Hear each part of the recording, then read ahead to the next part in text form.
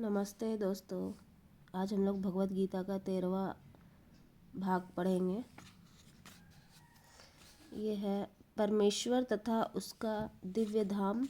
ये दोनों ही सनातन है और जीव भी सनातन है। सनातन धाम में परमेश्वर तथा जीव की संयुक्त संगति ही मानव जीवन की सार्थकता है। भगवान जीवों पर अत्यंत दयालु रहते हैं क्योंकि वे उनके आत्मज है। भगवान कृष्ण ने भगवत गीता में घोषित किया है, सर्व योनिषु अहम बीज प्रदा पिता, मैं सबका पिता हूँ।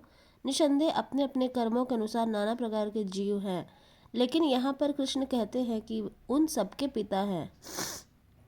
अतएव भगवान उन समस्त पतित बंध जीवों तक का उद्धार करने तथा उन्हें सनातन धाम वापस बुलाने के लिए अवतरित होते हैं, जिससे सनातन जीव भगवान की नित्य संगति में रहकर अपनी सनातन स्थिति को पुनः प्राप्त कर सके।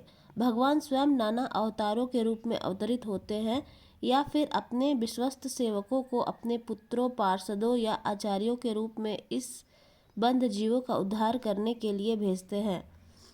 अतएव सनातन धर्म किसी सांप्रदायिक धर्म पद्धति का सूचक नहीं है। यह तो नित्य परमेश्वर के साथ नित्य जीवों के नित्य कर्म धर्म का सूचक है। जैसा कि पहले कहा जा चुका है, यह जीव के नित्य धर्म वृत्ति को बताता है।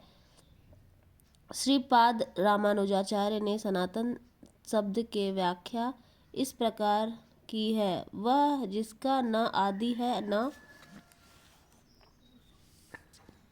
अंत। अतएव जब हम सनातन धर्म के विषय में बात करते हैं तो हमें श्रीपाद रामानुजाचार्य के प्रमाण के आधार पर यह मान लेना चाहिए कि इसका न आदि है न अंत। अंग्रेजी में रिलीजन शब्द सनातन धर्म से थोड़ा भिन्न है। रिलीजन से विश्वास का भाव सूचित होता है और विश्वास परिवर्तित हो सकता है।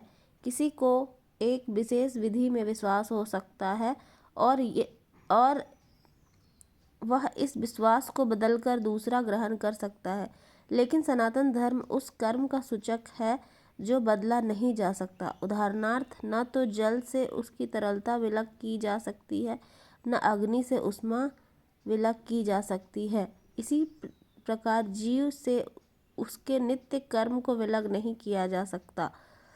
सनातन धर्म जीव का शाश्वत अंग है। अतएव जब हम सनातन धर्म के विषय में बात करते हैं तो हमें श्रीपाद रामानुजाचार्य के प्रमाण को मानना चाहिए कि उनका न तो आदि है न अंत। जिसका आदि अंत न हो वह सांप्रदायिक नहीं हो सकता, क्योंकि उसे किसी सीमा में नहीं बांधा जा सकता।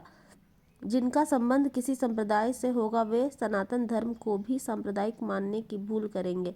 किंतु यदि हम इस विषय पर गंभीरता से विचार करें और आधुनिक विज्ञान के प्रकाश में सोचें तो हम सहज ही देख सकते हैं कि सनातन धर्म विश्व के समस्त लोगों का ही नहीं अपितु ब्रह्मांड के समस्त जीवों का है। भले ही असनातक धार्मिक विश्वासों का मानव इतिहास के पृष्ठों में कोई आदि हो, लेकिन सनातन धर्म के इतिहास का कोई आदि नहीं होता, क्योंकि यह जीवों के साथ शाश्वत चलता रहता है। यहाँ तक जीवों का संबंध है, प्रामाणिक शास्त्रों का कथन है कि जीव का न तो जन्म होता है न मृत्यु। गीता में कहा गया है कि जीव न तो कभी जन्मता है न कभी मरता है, वह शाश्वत तथा अविनाशी है और इस क्षणभंगुर शरीर के नष्ट होने के बाद भी रहता है। सनातन धर्म के स्वरूप के प्रसंग में हमें धर्म की धारणा को संस्कृत की मूल धातु से समझना होगा। धर्म का अर्थ है जो पदार्थ विशेष में सदैव रहता है। हम यह निष्कर्ष निकालते हैं कि अग्नि के साथ ऊष्मा तथा प्रकाश सदैव रहते हैं। ऊष्मा व प्रकाश के बिना अग्नि शब्द का कोई अर्थ नहीं होता। इसी प्रकार हमें जीव के उस अनिवार्य अंग को ढूंढना चाहिए जो उसका चिर सहचर है। यह चिर सहचर उसका शाश्वत गुण है और यह शाश्वत गुण ही उसका नित्य धर्म है। आज के लिए इतना ही। अगले दिन हम लोग 14वां भाग पढ़ेंगे।